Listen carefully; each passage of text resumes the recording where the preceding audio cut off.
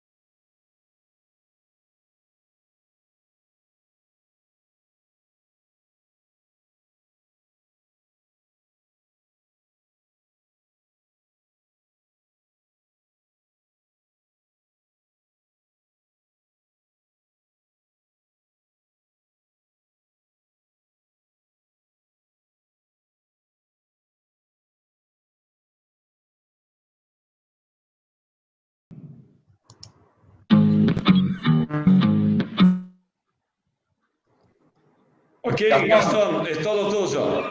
Gastón, da ganas de meterse en cada una de esas películas. No sé si los chicos saben que estamos con un monstruo de lo que es el dibujo animado, así que aprovechenlo, saquémosle jugo. Y Gastón, presentate, contanos qué estás haciendo en estos momentos y le vamos a dar con todo para adelante. Bueno, les contaba, mi nombre es Gastón y empecé en esto un poco a la fuerza. Yo no sé ni dibujar, ni animar, ni nada de lo que vieron ahí.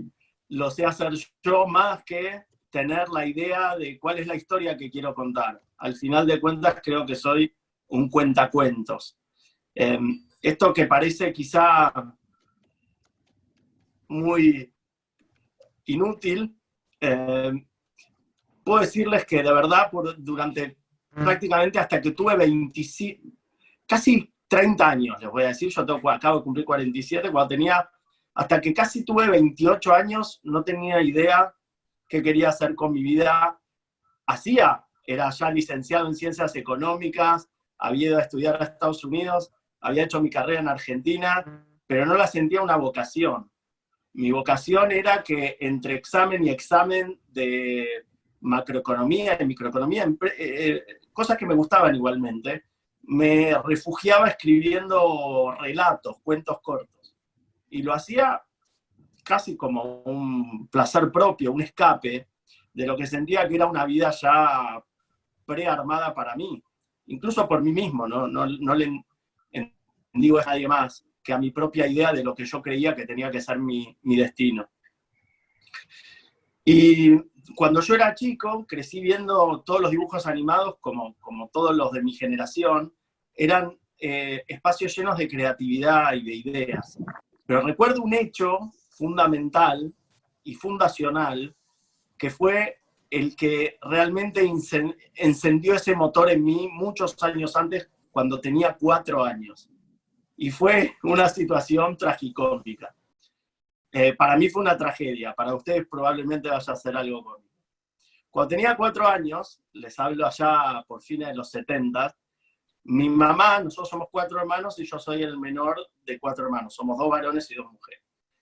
Mi mamá tomó la decisión, yo en ese momento tenía 4, mi hermano mayor tenía 6 años más, tomó la decisión de llevar a mi hermano mayor a Disneylandia, porque consideraba que él estaba en edad y yo, que tenía 4 años, era muy chiquito para recordar, entonces ¿para qué hacer ese gasto? ¿Para qué hacer ese viaje? Lo habrán escuchado alguna vez. No se va a acordar, ¿para qué llevarlo ahora? Bueno, este aquí que 40 años después lo sigo recordando. Y a mí me mandó con mi abuela a una provincia muy hermosa de Argentina, que se llama Córdoba, a un lugar muy hermoso que se llama La Falda, para pasar las vacaciones de invierno. Y yo en realidad hasta ahí estaba bastante bien, estaba con mi burrito, paseando con mi abuela y el paseador del burrito, y no te diría que pasé unas malas vacaciones, hasta que volví y comparé mis fotos con las fotos del viaje de mi hermano. Era una explosión de colores, Mickey Mouse, personajes caminando, fuegos artificiales, prosperidad. Yo decía, ¿qué? Y yo veía mi burrito gris, el pasto beige, mi suéter beige, mi abuela medio triste, todos medio tristes, ya parecía. Y creo que a partir de ese momento inconscientemente se sembró una idea en mí, que es, me voy a vengar de Mickey Mouse, de ese ratón algún día lo haré. Muchos años después, ya habiendo pasado la carrera de Ciencias Económicas y pensando en qué voy a hacer con mi vida, porque la verdad es que no me gusta esto de armar empresas, lo veía a mi abuelo, que había sido un sobreviviente del Holocausto, y ya no nos vamos a meter con esa historia, que había logrado venir a Argentina, luego de un paso por varios países de Europa, Israel, en ese momento ya en los principios de la fundación del Estado de Israel, y llegar a Argentina, como muchos de los sobrevivientes de la Shoah, sin nada más que dolor y muerte, y lograr construir no solo una familia, sino también una empresa muy exitosa alrededor, sin nunca perder sus valores personales, que eran la solidaridad y el apoyo a los menos afortunados. Pero yo crecí en una situación, les diría, bastante privilegiada, y viendo cómo todo se desmoronaba lentamente. Saben que Argentina es un país de sube y bajas constantes, y uno puede ver cómo todo se construye y todo se destruye casi desde el mismo asiento en el mismo lugar. Y esto es algo que para muchos puede ser una situación estresante de vida. Yo la considero en un punto una bendición, porque así como nos vamos sin nada cuando termina este viaje por la tierra, creo que también poder discernir qué es lo importante y qué es lo superfluo, es una de las cosas que más nos mantienen sanos a lo largo de toda una vida de emprender cosas. El éxito y el fracaso están tan cerca uno del otro que no nos podemos enamorar de esa idea. Es lindo contar una historia de éxito, por supuesto que me levanto cada mañana para hacer las cosas mejor, pero para hacerlas a lo grande, para no tener miedo. Y ahí les voy a contar momentos en donde tuve pánico. Gastón, ya tenemos el primer consejo. Nos estás diciendo, es un país con sube y baja, tipo Disneylandia, y quédense acá porque es un país con un montón de posibilidades. Primer consejo. Toda la vida lo pensé. Toda la vida pensé, ¿para qué necesitas un parque que te haga sentir emociones y con salir a la calle en Buenos Aires las sentís todas juntas? Toda la Argentina es un parque de diversiones. Podrías verlo así, que es como mi papá lo entendió siempre. Mi papá nació en un bosque en el año 1944, escapando del gueto de Vilna, refugiado con los partisanos que peleaban contra los nazis, en ese bosque, en un invierno crudo, en enero, un invierno ya en Polonia, en los bosques de Polonia, escondidos, en donde luchaban desde la guerrilla contra los nazis, es que mi papá nació. Él, como siempre dijo, tendría que haber nacido, tendría que no estar en esta tierra, porque estaban todas las condiciones en contra. Imagínense que cuando nace ahora algún miembro de nuestra familia, la cantidad de cuidados que hay en un sanatorio, en un hospital, con toda la tecnología, y aún así es una situación bastante delicada y con un montón de riesgos inherentes. Imagínense lo que es nacer en el frío y la desnutrición en el medio de la Shoah, habiéndose escapado del gueto en un bosque sin saber qué iba a pasar.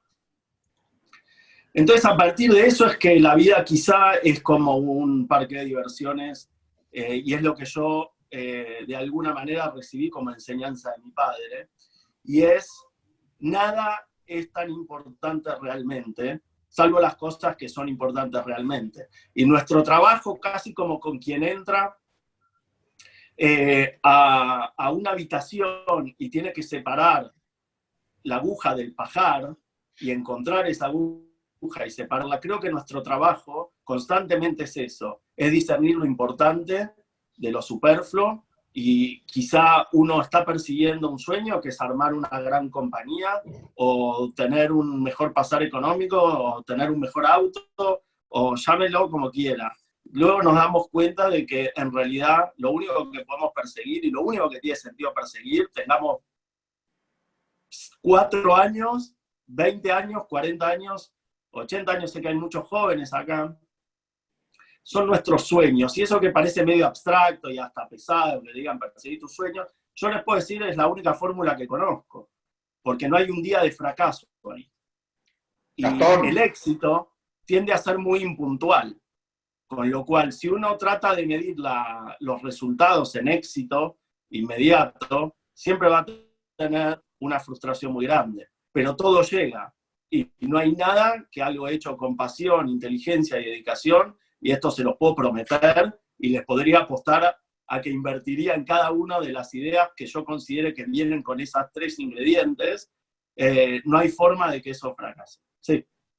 Gastón, acá varios jóvenes ya nos están mandando por privado que quieren que llevemos la charla a que cómo esos sueños que tienen tantos jóvenes los podemos llevar a la realidad. Nos acabas de decir, sin querer o con querer, que nos quedemos acá, que tenemos un parque de diversiones y que la mezcla entre ganas, fortaleza, entereza y que le mandamos para adelante es el primero de los secretos.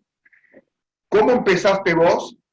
Creo que dijiste los 28 años, con esos 13 ingredientes, y cuál es el primer paso que tiene que tener un joven concretamente para empezar a llevar estos sueños que esta gente que está hoy acá de todos los países del mundo tiene ganas de llevar adelante, y con tu consejo lo van a poder lograr. Bueno, miren, tanto Juan José Campanella, que es uno de los directores y cineastas más importantes que dio Latinoamérica para el mundo, ganador del Oscar, ganador de Emmys, una eminencia, y mi socio, al cual yo fui a ver nada más que con una idea, sin conocerlo, sin nada, simplemente le mandé un mail porque lo admiraba mucho, y le dije, tengo una idea, te la quiero contar, para una película. Esta idea se me había ocurrido, y el primer consejo es, ¿quién puede levantar la mano y bancarse 1000 veces la palabra no? Y levantarse al día siguiente. El compañero que estaba hablando antes, que estaba dando la charla antes, y contaba esta idea de cuál es la razón para levantarse cada mañana, y contaba la parábola del anciano ciego con el muro en la ventana. Yo se los puedo traducir a algo muy concreto en cuanto a mi vida. ¿Estás listo para que alguien te diga 1000 veces no y vos seguir pensando que sí?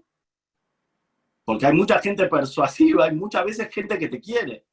Tus padres, tus hermanos, el que quieras, te puede decir, no hagas esto por 1000 razones, porque en realidad, si vos, les pongo mi ejemplo.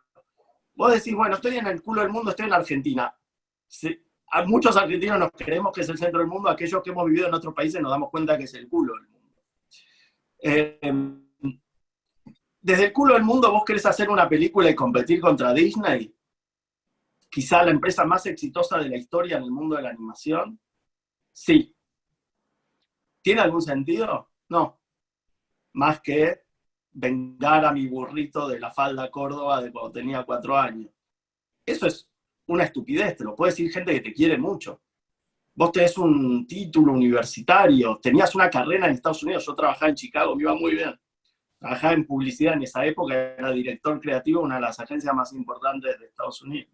Viajaba por el mundo en primera clase, filmaba con los mejores directores en Los Ángeles, en donde quiera. Iba a los mejores hoteles y encima era el favorito del jefe porque le gustaban mis ideas y él me decía, yo cuando me jubile y me retire, quiero que vos sigas al mando de la agencia. Y teníamos a los más grandes que se te van a ocurrir, Coca-Cola, empresa de cerveza, Kellogg's, bueno, gigantes. ¿Por qué dejar todo eso para la nada? Para volver a Latinoamérica, en especial a Argentina. En ese año era prácticamente como ahora o peor, era el 2003, Argentina salía de esa mega crisis que había dejado muertos en las calles, y el corralito y la hiperinflación, y una de las fracturas sociales más grandes que se vivieron en los últimos tiempos. Tiempo después nos muestra que todo es cíclico y todo de alguna manera se repite. Salvo que uno pueda hacer algo al respecto. Y bueno, yo creo que lo más importante es encontrar desde dónde vas a hacer eso. Entonces, volví a Argentina, renuncié al trabajo espectacular que toda mi familia me decía, no renuncies. Y cuando yo llamaba a gente en Argentina para pedirle trabajo, en agencia de publicidad me decían, no, dame vos trabajo a mí. Yo me voy para allá, te cambio, te dejo este problema a vos, yo me voy para allá, feliz, a ganar en dólares, a vivir bien. Y sin embargo yo estaba seguro de que si no hacía algo al respecto, iba a vivir frustrado toda mi vida. Iba a tener un buen pasar, iba a poder estar bien, pero no iba a responder a una vocación interna que es ver cuán lejos puedo llegar. Y así fue que dejé todo eso y volví a Argentina y le mandé este mail a Campanella diciendo, quiero hacer una película, ¿quién es el mejor guionista? El que más me gusta que escribe en castellano, y era Campanella. No lo conocía, él no me conocía a mí, y cuando le mandé el mail me dice, mirá, yo estoy filmando Doctor House, una de las series más importantes de la década pasada a nivel mundial, y vuelvo a Buenos Aires dentro de 6 meses. Hice eso, puse en un corcho en la pared de mi escritorio en mi casa donde trabajaba, con mi perra y los cachorritos que había tenido mi perra, y me acuerdo que pensaba mientras los cachorritos hacían sus cosas arriba de los diarios que ponía por el piso alrededor de mi escritorio, yo pensaba, no puedo estar más lejos de Hollywood. Si yo quiero hacer una película, estoy seguro que acá no es en el patio de una casa en Belgrano, en Argentina, en Buenos Aires, donde se hacen las películas. Estaba mucho más cerca cuando estaba trabajando en Estados Unidos y viajaba a Los Ángeles a filmar mis publicidades. Y sin embargo, pasaron los 6 meses, esperé esos 6 meses, llegó el día, me encontré con Campanella, al cual nunca nos habíamos ni visto la cara, y le conté la historia. Y se la conté, tan ansioso estaba, imagínense, después de tantos meses de acumular este pitch, esta idea de contarla, que se la conté en los primeros 5 minutos, no me habían traído ni el pan ni las bebidas y yo ya había terminado. Y lo único que veo es que el Campanella me mira y dice, ya vengo. Y dije, uy, bueno. Se fue. Lo asusté. Voy a pedir la cuenta porque esto ya es un fracaso directamente. Y entonces mientras pedía la cuenta me dice, no, voy al baño. Y cuando vuelve del baño me dice, lo estuve pensando y es la próxima película que quiero hacer. Y así empezó todo. Increíble. Después vinieron otros 999 nos. Y vuelvo a la pregunta. Cuando ustedes tengan una idea o tengan el llamado interno o esa cosa a la que uno no le suele dar valor, por ejemplo, las cosas que no nos llevan tanto esfuerzo, por ejemplo, en mi caso, mientras debería estar estudiando los exámenes, que los estudiaba y los aprobaba. Mi refugio era escribir, y no le daba valor a eso, escribir historias, y no le daba valor a eso porque decía, ¿quién las va a querer? ¿A quién les va a interesar mis historias? Si realmente no llevan ningún esfuerzo, lo hago de taquito. Préstenle mucha atención a aquellas cosas que les salen fácil, porque es quizá donde está el mayor valor que ustedes puedan aportarle al mundo. ¡Wow! Esta frase ya valió la conferencia. Nos quedan 40 minutos para disfrutar lo que acabas de decir. Lo que te sale fácil es tu lugar en el mundo posiblemente. Préstenle más atención a eso. En general, la cultura del esfuerzo en la cual la sociedad nos marca es que aquellas cosas que son difíciles, después por supuesto, les voy a contar los 7 años que tardé en hacer Metegol, desde aquella reunión en un restaurante en Palermo hasta el estreno, y haberse convertido en el camino en la mayor película de animación de la historia de Latinoamérica y en la mayor película de recaudación en la historia de Argentina en su arranque, fueron 7 años de padecimiento. No estoy diciendo que es fácil salir de Egipto y llegar a la tierra prometida. Lo que estoy diciendo es que hay que tener la mente libre y pensar como seres libres y no como esclavos. Me encanta, estoy disfrutando como que fuera uno de todos los chicos que están escuchándote. ¿Y cómo fue ese periodo? Es decir, ya nos contaste el inicio, las ganas, buscar a quién lo puede hacer, y en este caso buscaste al número 1 en realidad. Convenciste al número 1 a través de tus ganas, de tu ímpetu, de tu fuerza. Y ahora, ¿cómo empezamos a transitar ese salida de Egipto durante estos 7 años? Porque la primera que te dijo él fue, buenísimo, va a ser mi próxima película, pero de ahí solamente... De ahí necesitábamos financiamiento. La película lleva muchos recursos y una de animación muchos más, por eso hay muy pocos que las hacen. Cuestan millones y millones de dólares. En este caso, prácticamente 20 millones.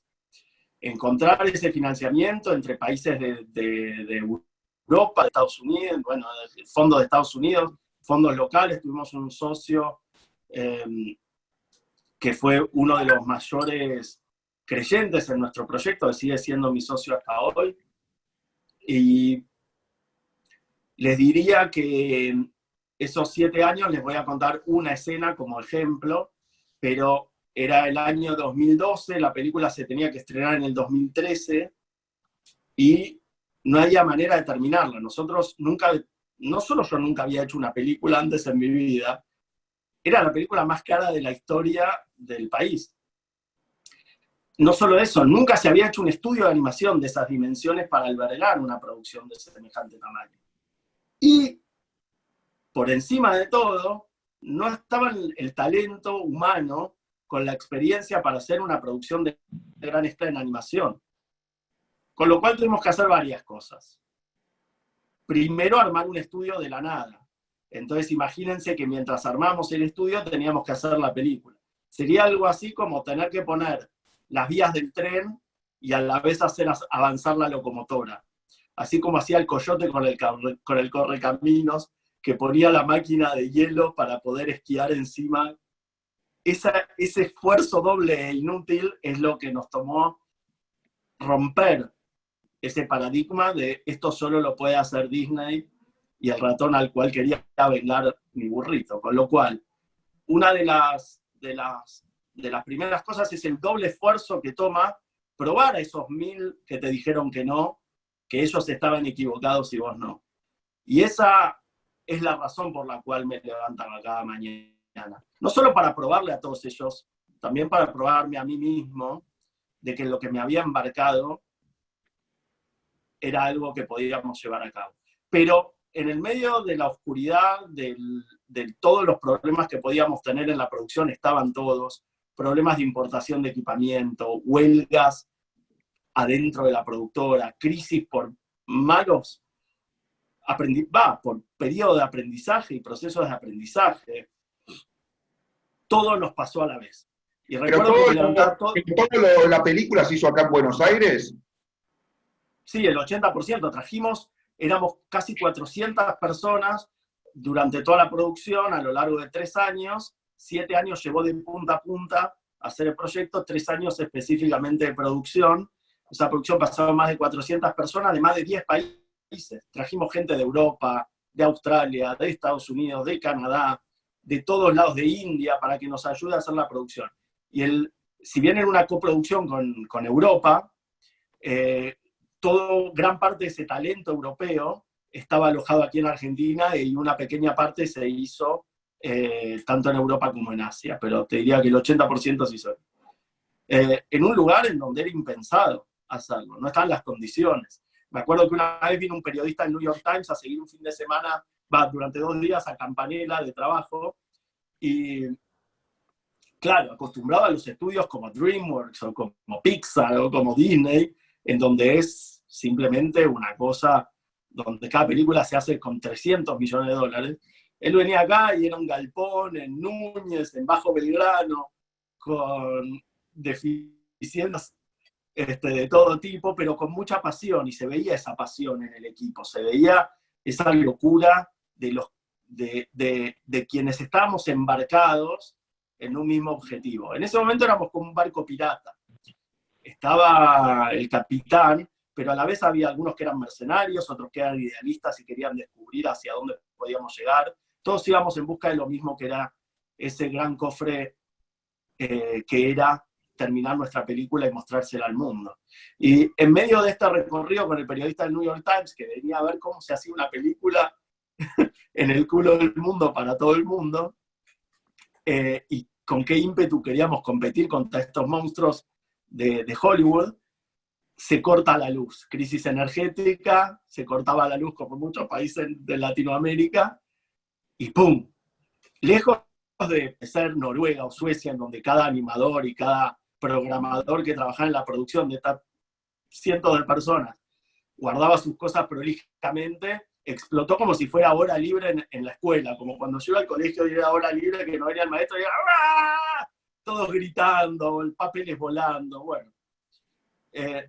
Entonces lo miramos al del New York Times y le digo, estas son las típicas cosas que nos hace Disney para intentar sabotearnos. Y bueno, el hecho de poder tomarnos con ese humor de ser el David contra el Goliat al que peleábamos, creo que nos llevó a buen puerto. En esas noches de insomnio, pasé muchas, casi un año despertándome todas las noches a las 3 de la mañana, lo único que podía hacer era mirar, me acuerdo que me levantaba y para no despertar a nadie en la casa prendía la tele con auriculares y veía documentales o en mi computadora de la Segunda Guerra Mundial.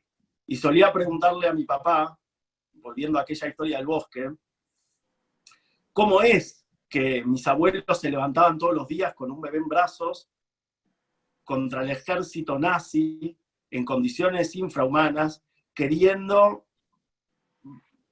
Yo hubiera tirado la toalla, pensaba. Digo, ¿a quién se le ocurre seguir luchando cuando todo eso está en contra? Dejen lo mío de un lado, volvamos a esa historia. ¿Qué era lo que hacía que te puedas levantar al día siguiente cuando todo es horror y muerte a tu alrededor, y lo más probable es tu propia muerte y la de tus seres más queridos? ¿Y qué te dijo tu papá? Siempre estaba la esperanza de que el día siguiente las cosas iban a mejorar. Es algo que creo que llevamos adentro como seres humanos, casi como evolución de la especie, diría en un punto, en el cual hay algo que nos empuja, que es una fuerza que no sabemos ni que tenemos, ni de la que somos capaces, pero que está dentro de todos nosotros. Casi como en Star Wars los Jedi te dicen, deja que la fuerza te acompañe, o que la fuerza te acompañe, o que la fuerza esté contigo, o mismo nuestra propia religión nos hace mirar adentro de nuestra propia historia y de nuestros propios antepasados, atravesando situaciones similares o muchísimo más duras. Hay algo que está dentro de todos nosotros y de todos ustedes también, sin duda alguna, que es ese fuego que nadie va a apagar nunca. Búsquenlo siempre. Increíble, increíble. Acá hay varias preguntas interesantes. Perdón, Preter, Sí. Muy Las tengo interesante lo anotadas, que están sí, sí, diciendo. las tengo anotadas para pedírselas ahora y juntarlas en un paquetito. Perfecto, dale. Hay algunas que son tremendamente ocurrentes. Lo primero que te voy a decir es que nos están preguntando, ¿solamente fuiste con tu idea? Te voy a decir las tres primeras como para ver si hacemos una, ¿está bien? ¿Solamente te presentaste con tu idea anticampanera o con qué más una persona se presenta, en nuestro caso, ante un monstruo del diseño o de lo que cada uno trabaje? ¿Y con qué más tenemos que ir aparte de nuestra idea y las ganas? La segunda, cómo enfrentar el no, porque vos dijiste que primero tuviste un sí y después tuviste 99 no. Y la tercera, que me pareció súper graciosa, si la técnica que vos utilizás de disfrutar el momento de cada día y que lo que te sale bien es como una señal de que eso es lo tuyo. Acá un chico pregunta, ¿no se puede hacer lo mismo para descubrir quién es mi futura esposa o mi novia? Es decir, con la que te sentís plenamente bien. Uno no puede sentir que esa es. Pensá que estamos hablando con jóvenes que están descubriendo el mundo, tanto laboral como sentimental como espiritual, ¿está bien? Por supuesto, qué lindas preguntas. A la primera pregunta les contesto las tres por separado, si querés. Mira, la primera no es solo con una idea. En ese caso, yo había tomado ya una iniciativa, la idea de hacer Metegol me había surgido de un cuento de uno de los mejores escritores que también leía por placer. No era algo que nadie me había inculcado leer, ¿no? Simplemente alguien que yo leí por placer, que se llama Roberto Fontana Rosa. Es un genio del humor, falleció ahora hace unos años, pero en ese momento estaba con vida, y es un genio también de la literatura, pero como aquellas cosas que nos hacen reír, vuelvo a esto de mirá qué cosa lo que nos parece fácil, tendemos a no darle mucha importancia. Fontana Rosa, a mi juicio, es uno de los mejores escritores que dio Argentina y Latinoamérica. Pero claro, como su intención nunca fue las grandes letras, sino simplemente hacer reír y pasar un buen momento al lector, nunca fue quizá considerado como puede ser otro autor como Borges, Cortázar, Soriano, cualquier otro autor de la región. Salvando las diferencias, no estoy haciendo un juicio de comparación ni nada, simplemente digo que es algo que yo leía por placer. Y dentro de los cuentos de Fontana Rosa, encontré uno que se llamaba Memorias de un wing derecho. Es un cuento de 3 páginas, muy cortito, en donde cuenta la historia de un jugador de fútbol que está hablando en primera persona y dice, ¿qué me van a hablar a mí de Messi, de Maradona, de Pelé? Bueno, habla de Maradona y Pelé, yo tiré Messi para los jóvenes, ¿no? Pero en ese momento todavía no existía Messi. Pero para que se den una idea, ¿qué me van a hablar de Ronaldo, de Messi? Yo soy mucho mejor, hago 300 goles por fin de semana, ¿qué me van a hablar de esto y del otro? Y vos decís, wow, ¿quién está hablando? Y con el correr del cuento te das cuenta que el que habla es un delantero de un metegol, y que tiene esta altura, y que está hablando de los goles que hace el fin de semana en el club en donde los chicos vienen a jugar con él. Y dije, qué linda metáfora de lo que es, primero, el sentimiento de los argentinos, que muchas veces somos de 20 centímetros y nos creemos los mejores del mundo. Y por otro lado, qué interesante esto de ver la historia que más me interesaba contar en Metegol, es la de 2 equipos que son rivales de toda la vida. Ustedes vieron que en un Metegol, el equipo de acá tiene de rival al equipo de acá, sea River Boca, Real Madrid, Barcelona, blancos, listos contra rayados, pónganle el nombre que quieran, pero básicamente son 2 equipos que comparten un mismo estadio, un mismo campo de juego, que son rivales eternos, porque nunca van a competir contra nadie más que el que tienen enfrente. Por lo tanto, hay una rivalidad enorme y hay casi un encono gigantesco. Y sin embargo, si estos dejan de estar, estos dejan de tener sentido, porque ¿contra quién van a jugar? Eso me pareció muy interesante, porque tendemos a detestar a quien tenemos acá, ¿no? Nunca nuestro enemigo está tan lejos, en general es un enemigo de frontera, o es un enemigo que está cerca. La rivalidad Argentina con Brasil, mismo puede ser geopolítica en cosas muchísimo más complejas, como puede ser en Medio Oriente. Siempre pensé, te vas a India y Pakistán, bueno, el mundo está lleno de fronteras calientes, es decir, de vecinos que comparten un mismo estadio, quizá, porque el planeta es uno solo, no hay más, y qué necesidad y cuán necesario es saber que ese lugar es para todos. Bueno, eso que es algo en lo que yo creo, no estoy diciendo que todos crean en lo mismo, pero es algo en lo que yo creo, quería llevarlo a una historia de fútbol. Y para eso lo contacté a Fontana Rosa y le compré el cuento para llevarlo a una pieza audiovisual sin saber si iba a ser esa película o no. Así que la respuesta larga fue larga, pero la versión corta es, no solo vayas con una idea, anda con alguna prueba de que vos ya estás convencido de esa idea. No trate de convencer al otro. Primero convencete a vos y da el primer paso vos. En este caso fue comprar ese cuento. Para una cosa, ¿me escuchás? Perfecto. Sí, buenísimo. Yo fui el que escribió la pregunta esa, pero mi pregunta era más amplia.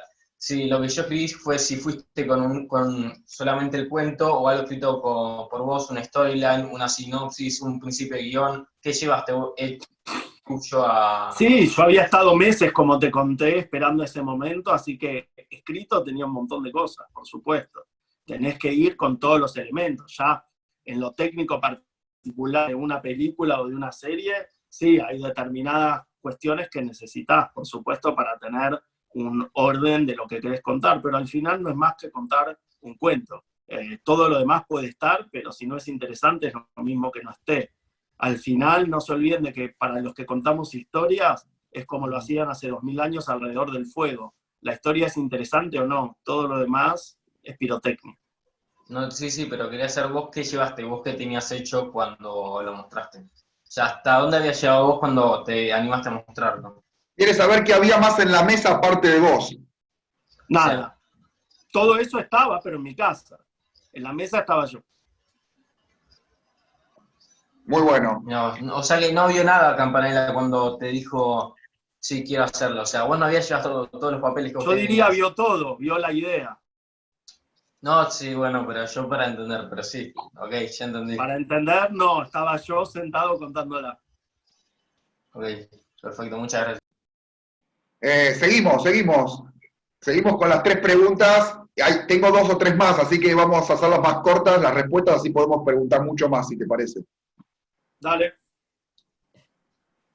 Teníamos esto, la tercera pregunta que te hice, cuando vos dijiste que me faltan las otras 2, perdón. Eso. ¿La segunda cuál era? La segunda era cómo enfrentar el 99 no y seguir adelante. No son 99, ojalá, son 999. 999. Sí, yo ya había enfrentado varios de esos, cientos de esos antes de verlo a Campanella. O sea que ya para cuando me encontré para esa historia del almuerzo meses después, ya tenía unos 300 o 400 no acumulados. Y después vinieron otros 600 no. Y por suerte me eché un sí ese día y después hubo otros 600 no. Y algunos sí también. Y siempre vas a tener algún sí. La pregunta es cómo tolerás los no. Hay una frase en Rocky 1, que a mí me encanta, en donde él cuenta, no se trata de qué tan fuerte vos podés golpear, vamos a llamar a los golpes que uno da los sí, sino qué tan fuertes son los golpes que podés aguantar e igual levantarte, a eso los voy a llamar los no. Es buenísimo, es buenísimo. Y vamos a la tercera. ¿Cómo tomo todo lo que dijiste recién, estos consejos, y lo puedo aplicar a otras cosas de la vida, ¿no? Porque es el no laboral. A la pareja. A la pareja, a lo laboral y a la pareja. Es decir, esa chica que me encanta, o ese chico que me encanta, me dijo 999 no. ¿Sigo?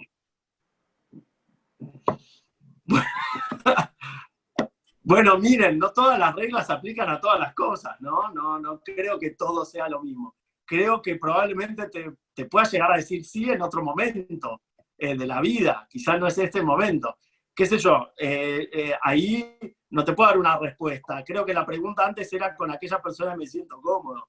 Con aquella persona que te sentís cómodo y vos haces sentir cómoda, por supuesto que creo que tenés que prestarle atención. Quizá lo puedo puedo hacer el paralelo en cuanto a lo sentimental en esto de que muchas veces aquellas cosas que no nos llevan esfuerzo de las relaciones las damos por sentadas, sean familiares o sentimentales, y tendemos solo a valorar esas que nos parecen imposibles. Bueno, por supuesto que no hay que conformarse. Yo en mi vida nunca me conformé, y a un costo muy alto, porque el inconformismo tiene un costo alto y hay que estar dispuesto a pagarlo. Es incómodo, es inoportuno, es molesto, y hay que estar con muchas ganas y con mucha seguridad, que no siempre la tuve, de que es el camino correcto. Ahora, te das cuenta cuando empezás a pensar que es el único camino posible, que todos los demás no te llevan a estar en paz. Y creo que lo que añoramos es esa paz. Por un lado la paz y por el lado el conformismo también mata las ideas, ¿no? Porque te quedás en un trabajo que haces siempre lo mismo durante 20 años y tal vez cuando pasaron 20 años que estuviste re tranquilo con tu sueldito, te arrepentís porque no te tiraste en parapente laboralmente trabajando, o esa chica que nunca le dijiste la llamaste, o ese trabajo que nunca fuiste, o ese campanela que nunca enfrentaste. Claro, también soy muy defensor de los tiempos para las cosas. O sea, yo tardé, no estoy diciendo que todos tengan que hacer esto, pero yo desconfío de lo que son los chispazos en donde uno sale a 200 kilómetros por hora lanzado hacia algún lugar.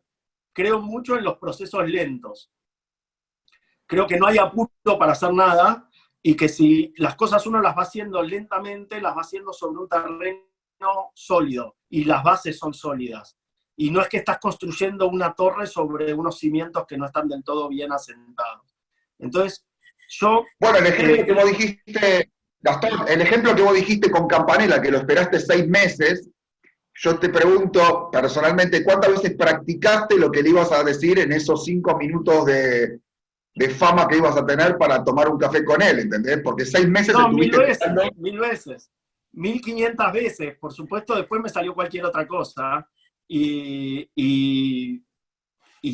fue así, digamos. Por suerte la vida nos sorprende siempre, y creo que lo que se produjo en ese momento fue un encuentro. Fue en donde él sintió que había alguien que era muy parecido a él años antes, y en donde él mismo se encontraba en un momento de la vida en donde quería crear eso. Entonces, también hay suerte, digamos. Algunos lo llamarán destino, mi apellido lo avala.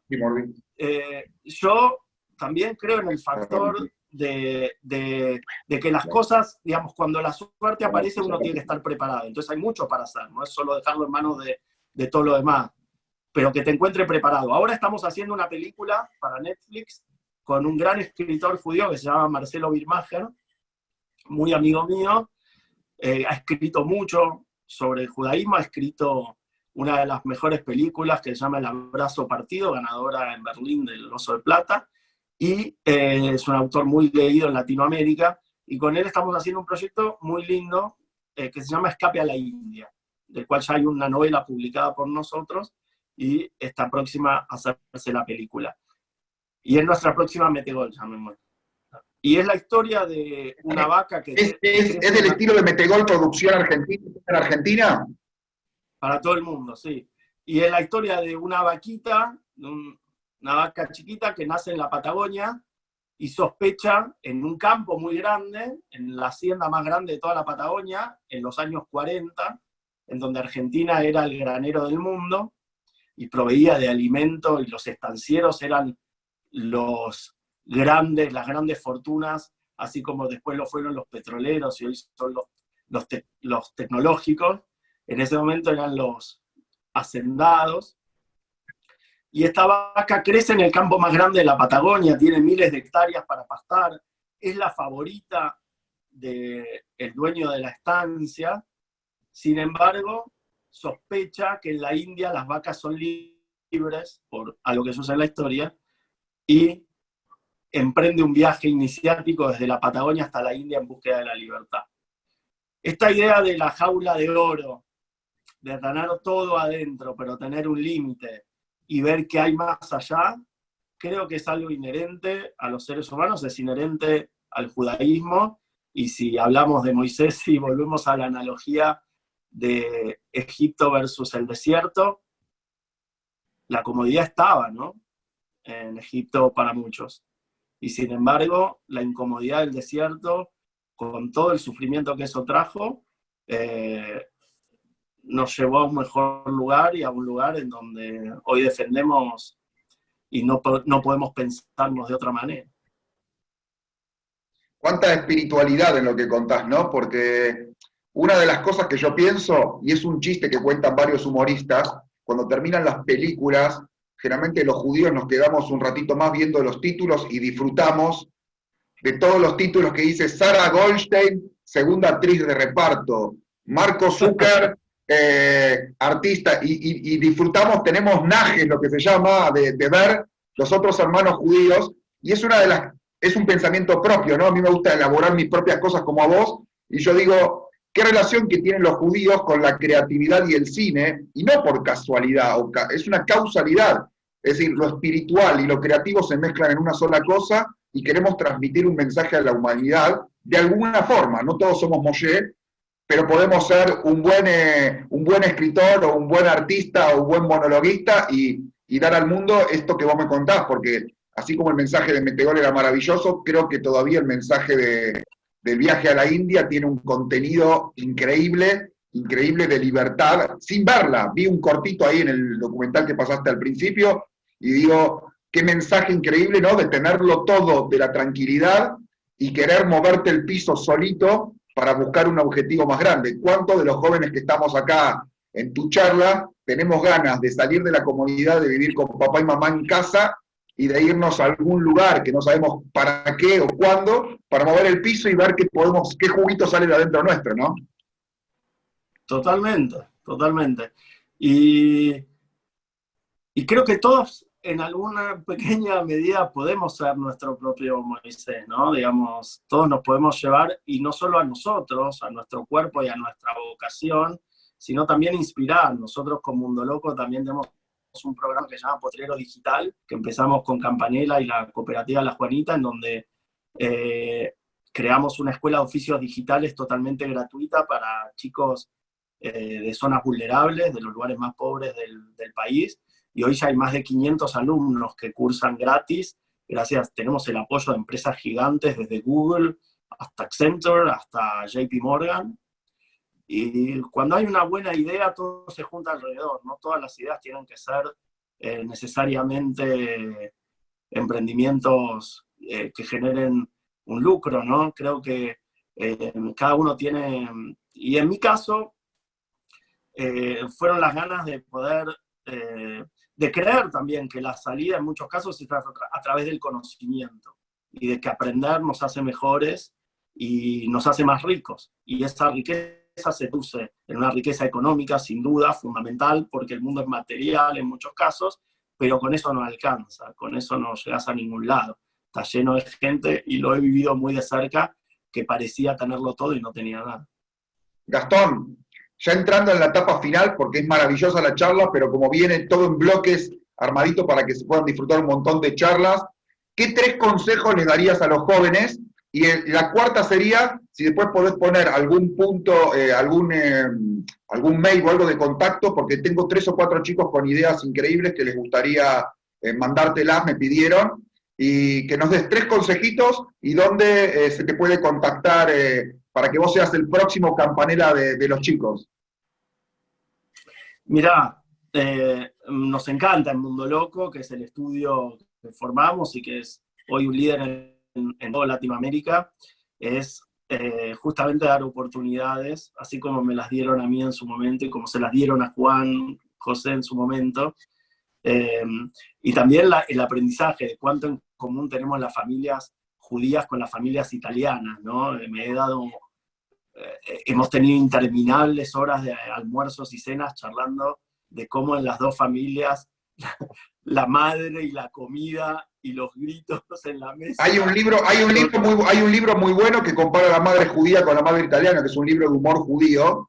Para los que no lo conocen, se vende creo que en librería Sigal o alguna de estas, que es maravilloso, que compara los dos tipos de madres.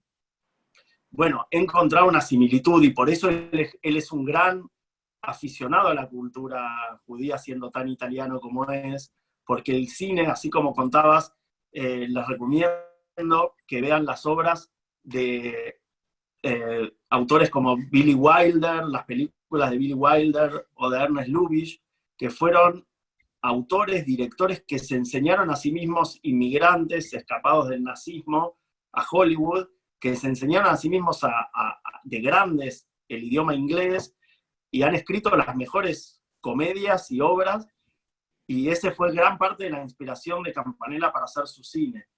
Y yo a su vez aprendí de todo el cine italiano con él, y realmente puedo decir que sí, que donde la madre y la familia son una base constante de hostigamiento y de amor, ¿no? Cuando me preguntan por qué hay tantos premios Nobel judíos en proporción con el resto de la población, mi respuesta automática es porque seguro tenían una madre, una yiddish llamada hinchapelotas.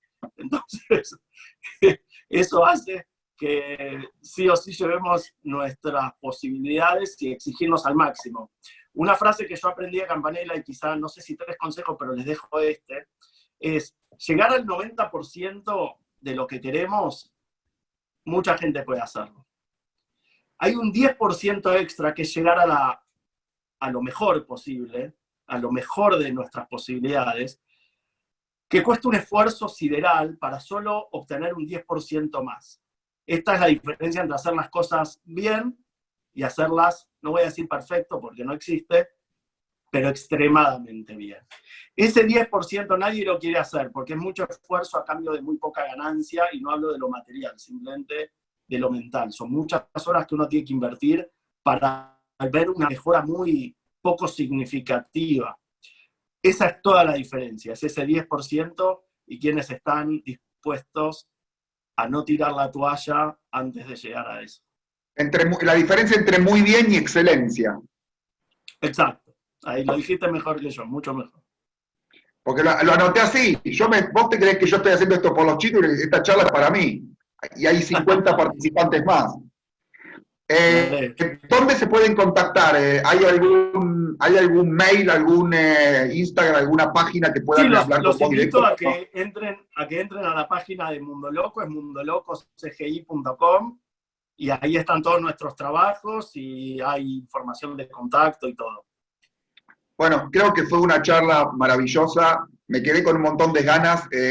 Quiero felicitar a Caro y a Ceci por coordinar todo esto, a Shlomo, que es mi moré de tantos años, él me casó, estuvo en el bris de mis hijos, y bueno, sigo aprendiendo de él, y eso es una bendición también tener, cada uno tiene su campanela, y yo tengo a Shlomo, que es mi campanela, así que, y solamente... Shlomo es el gran inspirador de todos, así que a su vez tiene al Rebe, no dudé.